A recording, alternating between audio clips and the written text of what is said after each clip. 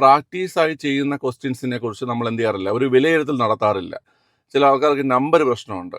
ഇപ്പം 34 എന്ന ക്വസ്റ്റ്യൻ്റെ ആൻസർ പോയി 35 കറുപ്പിക്കും. കോമ്പറ്റേറ്റീവ് എക്സാമിന് തയ്യാറെടുക്കുന്ന നല്ലൊരു വിഭാഗം കുട്ടികളും നേരിടുന്ന ഒരു പ്രശ്നമാണ് ഈ കമൻറ്റിലുള്ളത്.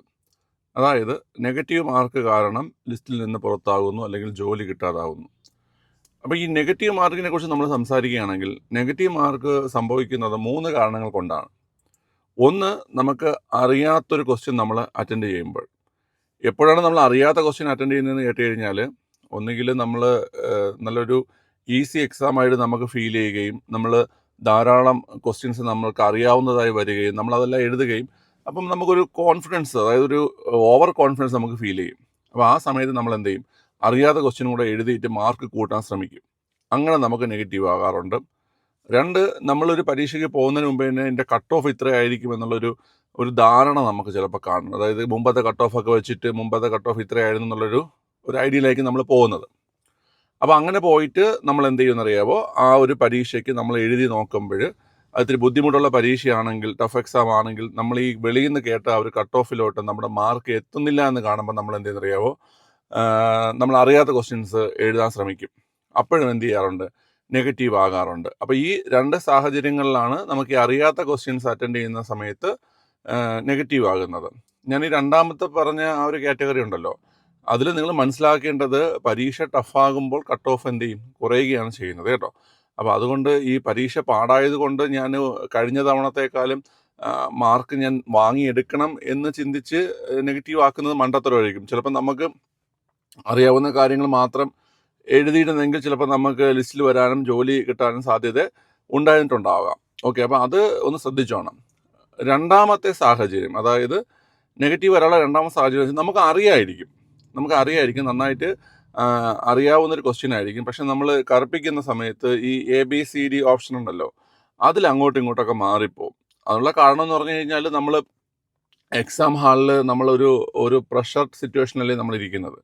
ആ ഒരു പ്രഷർ ഹാൻഡിൽ ചെയ്യാൻ നമുക്ക് പറ്റാതെ വരുന്ന സമയത്ത് അറിയാവുന്ന ക്വസ്റ്റ്യൻ തന്നെ നമ്മൾ കറുപ്പിക്കുന്ന സമയത്ത് Aയും Bയും Cയും Dയും എന്ത് ചെയ്യാറുണ്ട്, മാറിപ്പോവും. അതായത് ആൻസർ വന്നിരിക്കുന്ന B ആണ്, പക്ഷെ കറുപ്പിച്ചപ്പോൾ C ആയിപ്പോയി.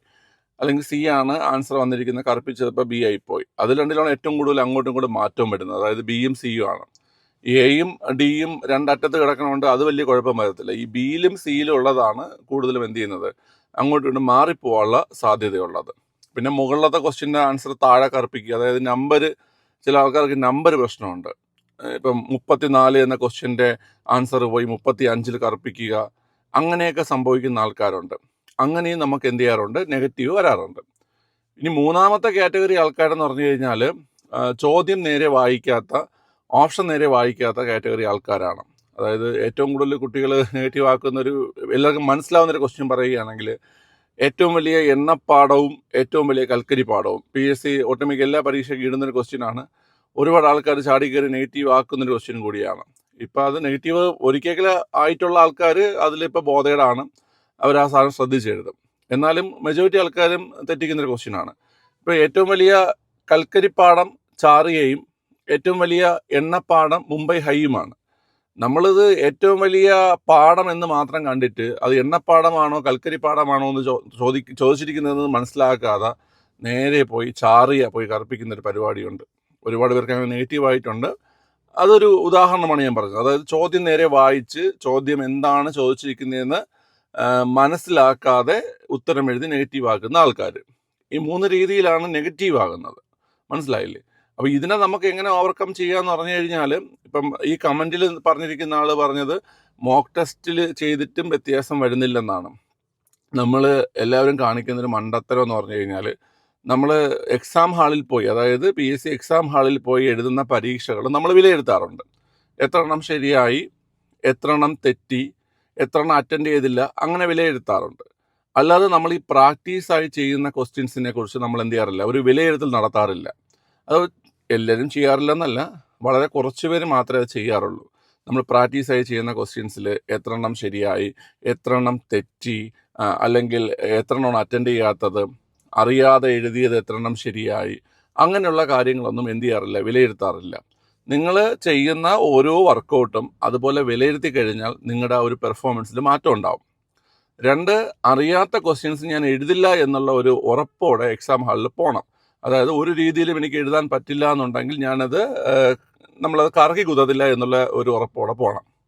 ഇനി നമുക്ക് അറിയാത്ത ക്വസ്റ്റ്യൻസും എങ്ങനെ എഴുതാൻ പറ്റുമെന്ന് കേട്ട് കഴിഞ്ഞാൽ, നിലവിലെ ഒരു പരീക്ഷാ രീതി വെച്ചിട്ട് നമുക്ക് ഒരു സ്റ്റേറ്റ്മെൻറ്റോ അല്ലെങ്കിൽ 1-2 പോയിന്റ്സ് ഒക്കെ നമുക്ക് അറിയാമെങ്കിൽ ആ പോയിന്റും ഓപ്ഷനുമായി കണക്ട് ചെയ്തൊക്കെ നിങ്ങൾക്ക് എന്ത് ചെയ്യാൻ പറ്റും? എഴുതാൻ പറ്റും. ഞാൻ തന്നെ നിങ്ങൾക്ക് എടുത്തു തന്നിട്ടുള്ള ക്വസ്റ്റ്യൻ വർക്കൗട്ട് വീഡിയോസിൽ, അതായത് ഈ 20 മാർക്ക് വർക്കൗട്ട്, അതായത് 10 മിനിറ്റിൽ 20 ക്വസ്റ്റ്യൻ, അങ്ങനെയൊക്കെ പറഞ്ഞൊരു സീരീസ് ഓഫ് വീഡിയോസ് ഞാൻ ചെയ്തിട്ടുണ്ട്. അപ്പോൾ അതിൽ ധാരാളം ക്വസ്റ്റ്യൻസ് അങ്ങനെ ആൻസർ എടുക്കാം എന്നുള്ള രീതിയിൽ ഞാൻ നിങ്ങൾക്ക് എന്ത് ചെയ്തിട്ടുണ്ട്? പറഞ്ഞു തന്നിട്ടുണ്ട്. അത് ഒരുപാട് കുട്ടികൾക്ക് ഉപകാരപ്പെട്ടിട്ടുണ്ടെന്ന് അവർ എൻ്റെ അടുത്ത് പേഴ്സണലി പറഞ്ഞിട്ടുണ്ട്. അതായത് ഇങ്ങനെ നമ്മൾ ഓപ്ഷൻ വെട്ടി ആൻസർ എടുക്കുന്നതും, അറിയാത്ത ക്വസ്റ്റ്യൻസിൽ നമുക്കറിയാവുന്ന 1 പോയിന്റ് വെച്ചോ 2 പോയിന്റ് വെച്ചോ ആൻസർ എടുക്കുന്ന രീതിയും, അതൊക്കെ ഞാൻ ആ ഒരു സീരീസിൽ പറഞ്ഞിട്ടുണ്ട്. അപ്പം നിങ്ങൾ ചെയ്യാനുള്ളത് അത് പ്രാക്ടീസ് ചെയ്യുക. അതായത് ഒന്നുകിൽ അറിയാത്ത ക്വസ്റ്റ്യൻ സ്കിപ്പ് ചെയ്യാൻ പഠിക്കുക. 2, അറിയാത്ത ക്വസ്റ്റ്യൻ എങ്ങനെ ആൻസർ ചെയ്യാൻ പറ്റുമെന്ന് അതിനുള്ള ഐഡിയാസ് നമ്മൾ കണ്ടെത്താൻ പഠിക്കണം. അതായത് ഒരു ഓപ്ഷൻ വെച്ചിട്ട് എങ്ങനെയാണ് നമുക്കത് എഴുതാൻ പറ്റുന്നത്, അങ്ങനെയൊക്കെ ഒരു ഐഡിയ ഉണ്ടാക്കിയെടുത്തു കഴിഞ്ഞാൽ ആ രീതിയിൽ നമുക്ക് നെഗറ്റീവ് കുറയ്ക്കാൻ പറ്റും. മനസ്സിലായോ ഞാൻ പറഞ്ഞത്? ഒരു രീതിയിലും എനിക്ക് അറ്റൻഡ് ചെയ്യാൻ പറ്റുന്നില്ല എന്നുണ്ടെങ്കിൽ ആ ക്വസ്റ്റ്യൻ സ്കിപ്പ് ചെയ്യുന്നത് തന്നെയാണ് ഏറ്റവും ബെറ്റർ കേട്ടോ. നമുക്ക് അറിയില്ല, ഈ ഒരു രീതിയിൽ ഏതെങ്കിലും പോയിന്റ് വെച്ച് എഴുതാൻ പറ്റുന്നില്ല, അങ്ങനെയെങ്കിൽ ആ ക്വസ്റ്റ്യൻ സ്കിപ്പ് ചെയ്യുക കേട്ടോ. അതിനെക്കുറിച്ച് നമ്മൾ കൂടുതൽ ബോധേഡാവണ്ട. കാരണം നമുക്ക് 100 മാർക്ക് വാങ്ങേണ്ട ആവശ്യമില്ല. അങ്ങനെ ഒരു മെൻറ്റാലിറ്റി ഒഴിവാക്കുക. 100 മാർക്ക് വാങ്ങിയാൽ മാത്രമേ ജോലി കിട്ടുള്ളൂ എന്നുള്ള കാര്യം. നെഗറ്റീവ് മാർക്ക് മാറാനുള്ള ഏറ്റവും നല്ല മാർഗം എന്ന് പറയുന്നത്, നമ്മൾ മോക്ക് ടെസ്റ്റും മറ്റും ചെയ്യുന്ന സമയത്ത് നമ്മളതിന് വിശകലനം ചെയ്യുക എന്നതാണ്. എന്തുകൊണ്ട് നെഗറ്റീവ് ആകുന്നതെന്ന് നമുക്ക് മനസ്സിലായി കഴിഞ്ഞാൽ നമ്മൾ ആ ഒരു കാര്യം അവോയ്ഡ് ചെയ്യാൻ ശ്രമിക്കും, അല്ലേ?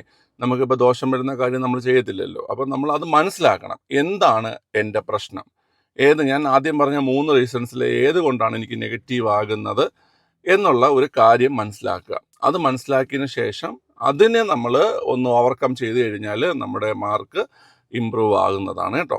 ഓക്കെ, സോ ഈ ഒരു കാര്യം മൈൻഡിൽ വെച്ചിരിക്കുക. വേറെ എന്തെങ്കിലും സംശയം ഉണ്ടെങ്കിൽ കമൻറ്റിൽ ഇട്ടിരിക്കുക.